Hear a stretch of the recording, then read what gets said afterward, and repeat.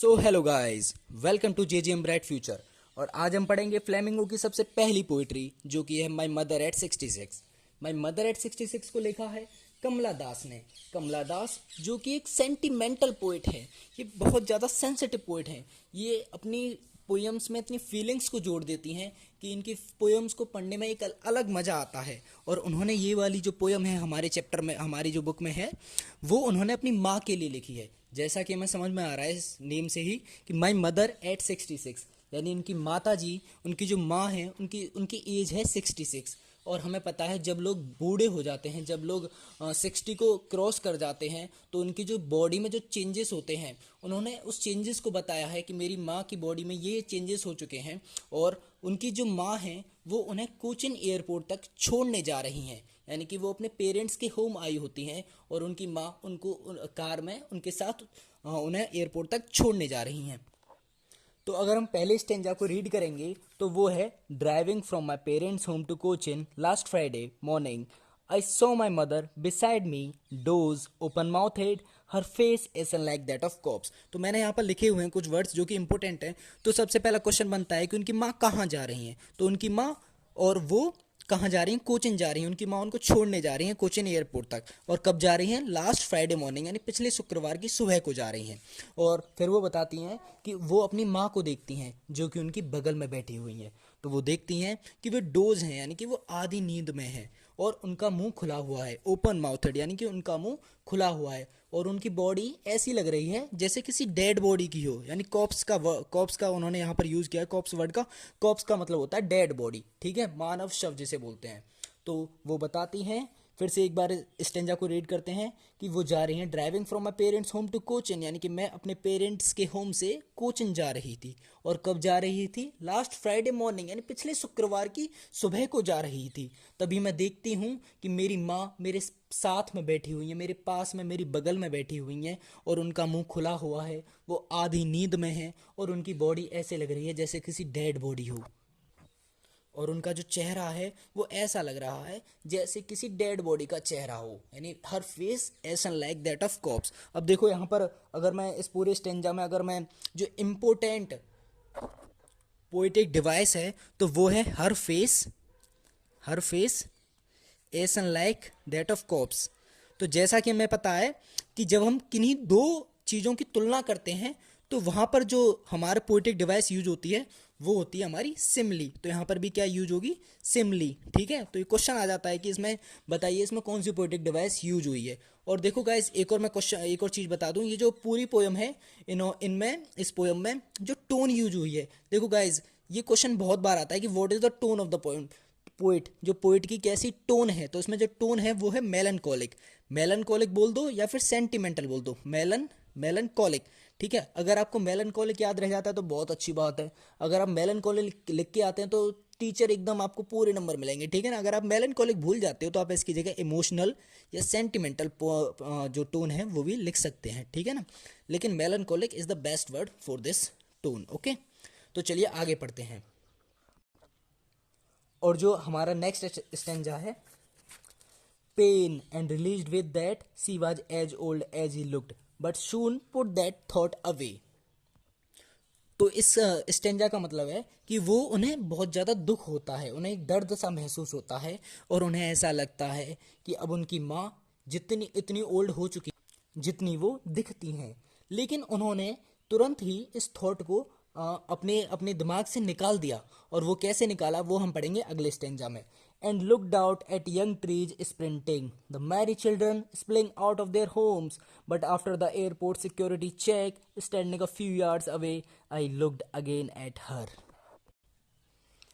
तो इसका मतलब है जब उन्होंने इस थॉट को अपने दिमाग से निकाला तो वो कैसे निकाला? उन्होंने बाहर की ओर देखा, उन्होंने देखा कि पेड़ दौड़ रहे हैं, बच्चे अपने घरों से बाहर निकल रहे हैं। और परंतु हवाई अड्डे की सुरक्षा की जांच के बाद उन्होंने कुछ दूरी खड़े होकर उन्हें दोबारा से देखा। तो देखो गाइज, इसमें जो इंपॉर्टेंट है वो है यंग ट्रीज स्प्रिंटिंग। स्प्रिंटिंग का मतलब होता है दौड़ना यानी विजिंग, ठीक है ना।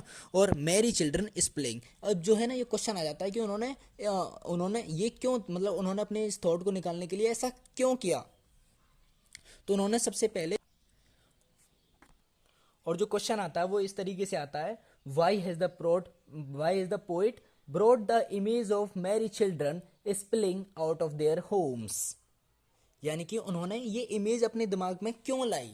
तो इसका जो आंसर है वो ये है कि क्योंकि जो यंग ट्रीज होते हैं और जो मैरी चिल्ड्रन होते हैं वो फर्स्ट फेज ऑफ लाइफ को दिखाते हैं। वो दिखाते हैं कि अभी जीवन का प्रारंभ है, लेकिन उनकी जो माता हैं वो अपने लास्ट फेज में हैं। और जैसे ही हम यंग ट्रीज को देखते हैं, जब हम मैरी चिल्ड्रन, यानी कि मैरी का मतलब होता है, मैरी चिल्ड्रन का मतलब होता है प्रफुल्लित बच्चे, यानी कि बहुत ही खुश दिखाई देने वाले बच्चे। स्प्लिंग यानी अपने घरों से बाहर निकालना, मतलब बाहर निकलना, स्प्लिंग आउट ऑफ देयर होम्स। तो यानी कि जो हम जैसे बच्चों को देखते हैं, जब हम कुछ नई यूथ को देखते हैं तो हमारे अंदर एक अलग एनर्जी आती है, हमें बहुत अच्छा लगता है कि वाह, कि कहाँ से ज़िंदगी शुरू होती है। और जैसे यंग ट्रीज स्प्रिंटिंग, जैसे यंग ट्रीज स्प्रिंट हो रहे हैं, जैसे जैसे समय बढ़ता है, जैसे जैसे समय दौड़ता है, वैसे वैसे हम उस फेज़ में आ जाते हैं जिसमें उनकी माँ आ चुकी हैं, मतलब हम बूढ़े हो जाते हैं। और वो मतलब अपने जो थॉट है, जो उनका पेन है, उससे बचने के लिए वो इस इमेज को अपने दिमाग में लाती हैं। ओके, क्योंकि जो चिल्ड्रन होते हैं वो अपने फर्स्ट फेज ऑफ लाइफ में होते हैं, वो अपनी लाइफ को स्टार्ट कर रहे होते हैं, जबकि उनकी माँ अपनी लास्ट फेज ऑफ लाइफ में है। उनकी माँ की जो लाइफ है वो बहुत ही जल्द एंड होने वाली है। चलिए पढ़ते हैं नेक्स्ट स्टेंजा। वेन, जो अब देखो यहाँ पर ना बहुत ही इंपॉर्टेंट ये हैं वर्ड्स हैं, ये इनके अक्सर मीनिंग पूछे जाते हैं। इस बारे में अगर आप 2023 का बोर्ड का पेपर देखोगे तो इनमें ये जो क्वेश्चन, ये जो वर्ड्स हैं, इनके बारे में बहुत ज़्यादा मतलब पूछा गया है, ठीक है ना। इसका क्या मतलब है वेन का, पेल का। तो सबसे पहले मैं इनके वर्ड्स और इनकी मीनिंग्स लिख देता हूँ, ठीक है ना। तो चलिए एक बार स्टैंजा को रीड करते हैं।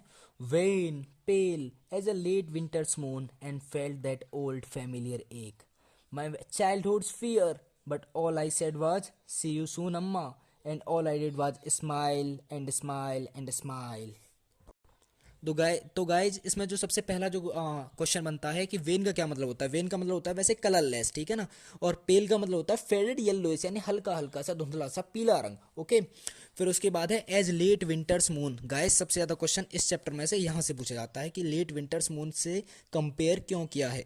क्योंकि देखो हम सभी जानते हैं कि जो विंटर का जो मून होता है ना वो फॉगी होता है, ठीक है ना।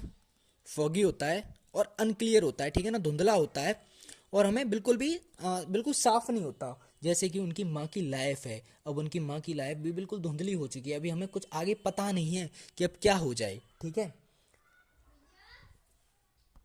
और गाइज विंटर जो है, विंटर लास्ट मंथ होता है ईयर का, और उनकी जो माँ है वो भी अपनी लास्ट फेज है अपनी लाइफ के, लास्ट फेज ऑफ लाइफ में आ चुकी हैं। ओके, फिर आगे है ओल्ड फैमिलियर एक, यानी यहां से भी क्वेश्चन बनता है ओल्ड फैमिलियर, ओल्ड फैमिलियर एक, ओल्ड फैमिलियर एक, जो उनका एक पुराना बचपन में जो डर लगा रहता था अपनी माँ को खोने का, वही दोबारा उन्हें एहसास होता है। जो हमें जब छोटे छोटे बच्चे होते हैं तो उन्हें अपने पेरेंट्स से बिछड़ने का बहुत डर रहता है, उन्हें बहुत डर रहता है कि कहीं वो अपने पेरेंट्स से बिछड़ ना जाएं। लेकिन but all I said was see you soon Amma, और वो कहती हैं कि अम्मा मैं आपको जल्द मिलूंगी, फिर से आऊँगी।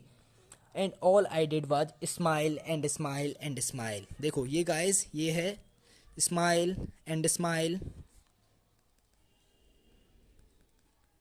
And smile. गाइस इसमें जो पोएटिक डिवाइस यूज हुई है वो यूज हुई है रिपीटेशन। रिपीटेशन, ये क्वेश्चन आया है कि इसमें कौन सी पोएटिक डिवाइस है, तो इसमें है smile and smile and smile में है रिपीटेशन यूज हुआ है, और इसका मतलब है,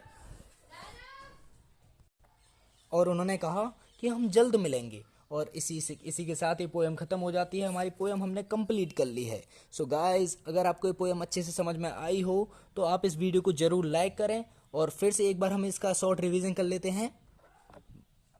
तो गाइस जल्दी एक फास्ट ट्रैक रिवीजन करते हैं। तो माय मदर एट 66 की जो टोन है वो मेलनकोलिक है और इमोशनल है। इसको लिखा है कमला दास ने। कमला दास बुक बहुत ही सेंसिटिव पोइट है, और वो जा रही थी कोचिन लास्ट फ्राइडे मॉर्निंग को, और वो देखती हैं अपनी माँ को साइड में हाफ, जो कि आधी नींद में होती हैं, और उनका मुंह खुला हुआ होता है, और उनका चेहरा ऐसे लगा होता है, और ऐसे लग रहा था जैसे किसी कॉप्स का या फिर डेड बॉडी का हो, ठीक है। और इसमें उन्होंने कल्पना की है यंग ट्रीज स्प्रिंटिंग और मैरी चिल्ड्रन से, जो कि फर्स्ट फेज ऑफ लाइफ को दिखाती हैं।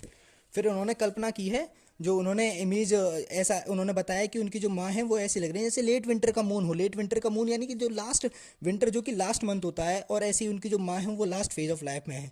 और उन्हें फिर से वो पुराना डर लग जाता है फिर से, जो उन्हें बचपन में लगता था अपनी माँ को खोने का। और लेकिन वो करती क्या है, smile and smile and smile, जो कि क्या दिखाती है, ऑप्टिमिज्म को दिखाती है, जो कि आशावाद को दिखाती है कि हाँ हम फिर से मिलेंगे।